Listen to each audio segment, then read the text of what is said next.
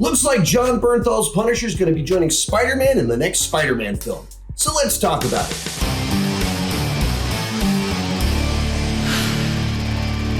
Hi, my name is Sean, and I love to talk about movies and TV way too much. With that in mind, go ahead and join me down below in the comment section.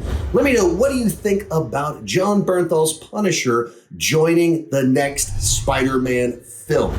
Now, with this is not coming from leakers, Reddit, rumor mill, all that kind of stuff. With this particular movie, it has been a non-stop stream of rumor mill crap. Feels like every 2 weeks for the last 2 years, a new report comes out. This is what the movie's going to be. It's going to be multiverse. It's going to be street level. It's going to have Hulk in it. It's going to have, and everyone has this different crazy story about what this movie is going to be. That's not what this is. This is an official report coming from the major Hollywood trades. The ones that don't just run with crap. They have actual sources. They have journalistic integrity. They have their own faults. There are things to criticize. But when it comes to things like this, if this was incorrect, if this was wrong, their sources at Disney, at Sony would have told them, and we wouldn't have all of the major trades running with this story. So it's very, very likely that this is true. Now, as we go into this, I'm going to talk about what I like about it, what makes me nervous, what maybe I don't like about it, all the things that could go wrong with it. The report itself doesn't really give us much to go off of. It literally basically just says Jon Bernthal's Punisher is going to be in Spider-Man Brand New Day. It doesn't elaborate beyond that. It doesn't say how much he's in the movie. It doesn't comment on the other rumors other than to say there are other rumors. And so there's not a bunch to unpack of additional information because, of course, Jon Bernthal is already playing Punisher, so we already know who's cast in the part and everything like that. So you go into it and you go, okay, all we know is now, or this is like the one thing that we know about the movie is that he's in it. And I guess that Sadie Sink is in the movie in some role. But even to that point, Sadie Sink's involvement has 1,000 rumors as to who she's playing in the film, which makes the rumor mill surrounding all this very interesting. Now, when it comes to the connection between Spider-Man and Punisher, if you don't know, Punisher was introduced in a Spider-Man comic as him basically hunting down Spider-Man, thinking maybe he's one of these criminals he needs to kill. And that was where Punisher initially comes from. So what are they probably doing? I would imagine some version of that, where you do a story where Spider-Man, people's memories of him are erased, their understanding of him is a little bit different. He doesn't have the protection of Avengers and things like that, high-powered people like Tony Stark. And there's this guy that's trying to take out anyone that is doing criminal activities. And so maybe Punisher thinks it's him. Maybe someone is faking being Spider-Man. You can imagine a number of scenarios where Punisher sets his sights on Tom Holland's Spider-Man and he is after him. But like I said, the report doesn't really give us much to go on there. What makes me excited about this one? The fact that it's Punisher, that it's the official one and not Hulk, gives me the impression that, and not Tobey Maguire, not Andrew Garfield, gives me the impression that we are getting a more grounded Spider-Man film. What do I want for this film? I want them to lean into it being a very Spider-Man-centric story. I want it to be very Big Apple-focused, but I'd prefer it to be as close to a classic Spider-Man story as is possible, because we've sent him to Washington, D.C., to Europe, to space, to the multiverse, but to Europe multiple times. He's been to Europe twice, but we haven't done a New York City-centric, like Big Apple swinging from the skyscrapers-centric Spider-Man story. And like, this is our longest running Spider-Man we've ever had by now, by a good bit. And you go, we've never done the classic Spider-Man story. So let's just do that. We don't need to reinvent anything. Let's give him his classic Spider-Man story. So the idea that potentially we're in New York City and one of our antagonists is Punisher, very much known for being a street level type of hero, it gives me the impression we're heading in the right direction. Like I said, I don't want another multiverse. Make that a special event every once in a while. I don't want us to do just a big gigantic team-up movie with Hulk or a bunch of other Avengers. That doesn't interest me. Let him have his own movie. To that point, Punisher is another hero, but the nature of Punisher is not the same as a character like a Bruce Banner that could be a mentor figure. Hulk is such a dominant, smashing presence. That's not what Frank Castle would be. And so there's something that's more interesting to me. Inherently, you have to go a little bit darker, a little bit more gritty if you're doing Punisher, or you ruin Punisher. We'll talk about that more later on in this video. But just inherently in those initial pieces right there, that Punisher's the one that's locked in, it gives me promise that we are getting something that's more street level, more grounded, New York City based. There's a lot there that I really enjoy. Couple more thoughts, but first, today's video is brought to you by Factor. Summer is here. We've got more sun. The pool is open, and I want to spend my summers with my kids at the pool, not in the kitchen cooking and cleaning. That's where Factor comes in. Factor's chef-crafted, dietitian-approved meals are ready in just 2 minutes, taking the hassle out of eating well. Factor meals arrive fresh and ready to eat. With over 45 weekly menu options, you can pick gourmet meals, choose from options like Calorie Smart, Protein Plus, Keto, and more.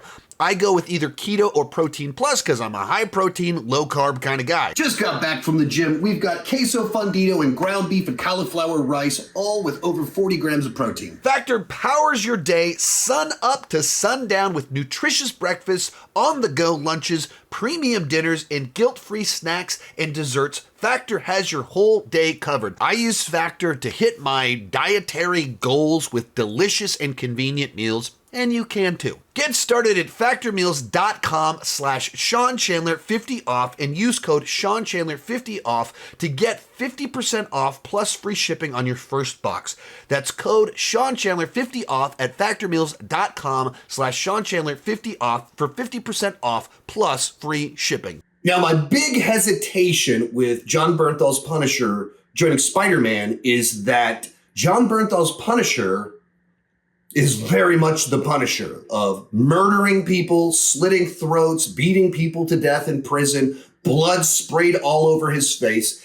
And it was pretty well known that he had a lot of issues returning for Daredevil Born Again until they did the revamp. And so much of that was he did not want his version of Punisher to be tarnished, to be watered down, to be Disney-ified, and become kind of just comedic character in another one of these very jokey Marvel projects or something like that. He didn't want that. And then even he's getting his own standalone special that he's helping writing. He's like, yeah, man, we're doing classic Punisher. We're going all in, grit, violence, all of it. We want to give you the classic Punisher story. Awesome. Tom Holland's Spider-Man is kind of the opposite of all of that. This is one of our happiest, but like he has a weight on his shoulders that pulls him down, but one of the most, upbeat, trusting, naive characters in the MCU. Peter Parker is inherently fun and jokey, and he's supposed to be. The previous 3 films, all, as much as they have an emotional weight, also very jokey films. Like, they were famous for being influenced by like high school movies of the 80s and John Hughes and stuff like that. So how do you merge 80s high school breakfast club Spider-Man movies with Jon Bernthal slitting throats in prison and shanking people and crushing in skulls? How do those merge together and stay true to both? That you don't want to ruin Spider-Man. Like, as a person that owns multiple Punisher shirts and dresses up as Punisher for Halloween a lot, hey, I don't really care, for me personally, how dark you go with the Spider-Man movie. I also have a bunch of kids over there. One of them right there playing Fortnite. I told him he had to play something that could have a Marvel skin. And upstairs, a couple girls that all love Spider-Man. That will be their opening day. And you start off the new Spider-Man movie with Frank Castle cutting a head off, blood spraying all over his face. Me and Liam, we're like high-fiving, like, yes, greatest movie ever. And the 2 girls are crying and Spider-Man's ruined. So how do you find the balance that remains true to Frank Castle, remains true to this characterization, which is very brutal and violent, but also fits in the MCU and fits with the Spider-Man that has been established. Keep in mind, the last 2 Spider-Man movies made $1 billion. One of them made close to $2 billion. That's what this is at this point in time, $1 billion franchise. And Punisher is not. The last Punisher movie made like $15 million globally. So Punisher is not like pulling Spider-Man up. It's like Punisher could pull Spider-Man down, box office, global appeal-wise. So I'm very curious of all the characters they could pick.